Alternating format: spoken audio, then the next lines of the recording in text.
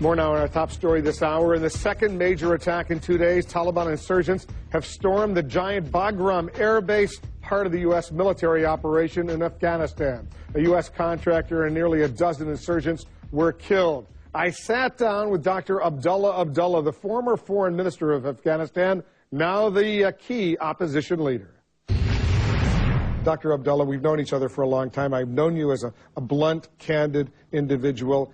Do you believe Hamid Karzai is the legitimate president of Afghanistan right now? He is not legitimate, and he himself admitted that a few weeks ago, but at the same time, he put the blame for the fraud on the United States. But he is the president of the country, unfortunately. Do you think he stole the election? Absolutely. You have no doubt in your mind? Absolutely no doubt in my mind. And when you tell that to U.S. officials, what do they say to you? Well, they are sorry about what has happened, but they have accepted, and they might live with the status quo. Do you believe the people of Afghanistan have accepted Hamid Karzai as their president? The people of Afghanistan are aware of what happened during the elections and what happened as a result of the announcement for Karzai by the commission which was in charge of fraud. And they were aware of all these facts, but they are not given other choices. What would you do differently right now if you had been elected president of Afghanistan and you ran against him?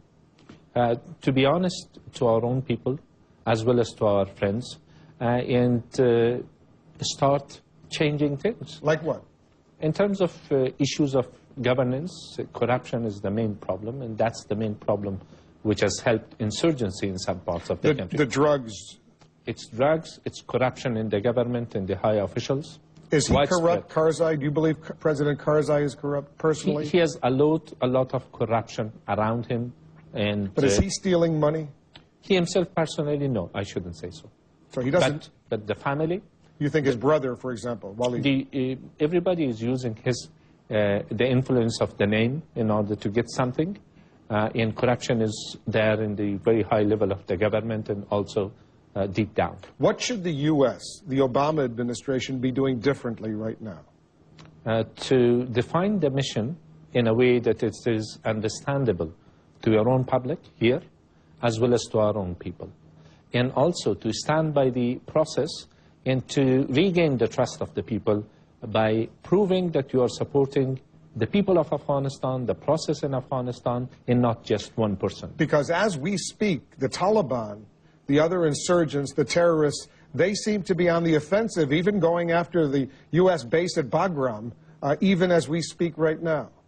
Yes, I think we have missed already some golden opportunities in the past few years. And I don't think that we can afford to do so in the coming years.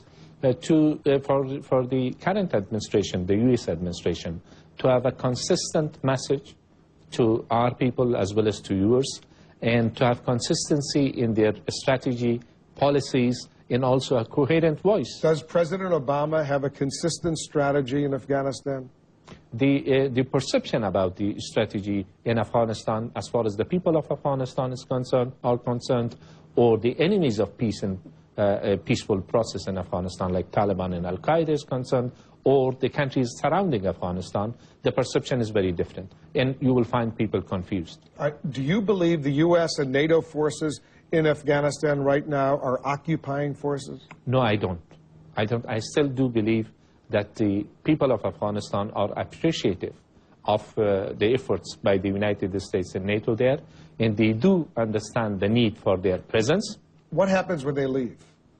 If they leave at this sort of a stage, we will be back in the first square. The Taliban will win. The Taliban will win. Al-Qaeda will return back. And the people. And all of this war, this fighting, the sacrifice over the past several years will have been for naught.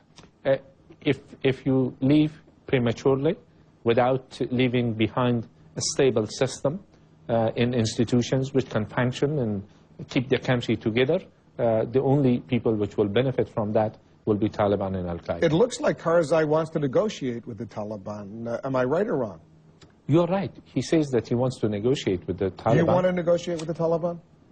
before getting to this part of your question, I don't think that he knows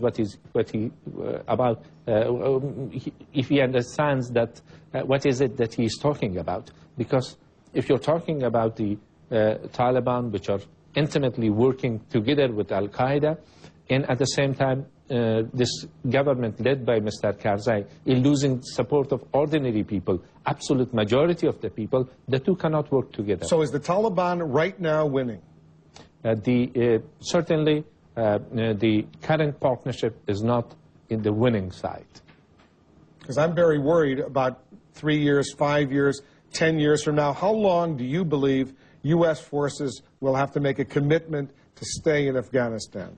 I think some of the opportunities which has been missed, it's because of the failure of your partner, led by Mr. Karzai. So right now, how much longer should the American public think that U.S. troops will have to remain in your country? If the current circumstances prevail, while your partner is failing to deliver to its own people, then it is, I don't see an end in sight.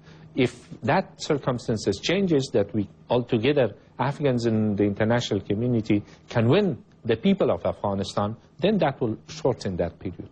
Dr. Abdullah, good luck to you. Thank you. Good luck to all the people of Afghanistan. Thank you, Wolf. Thank you.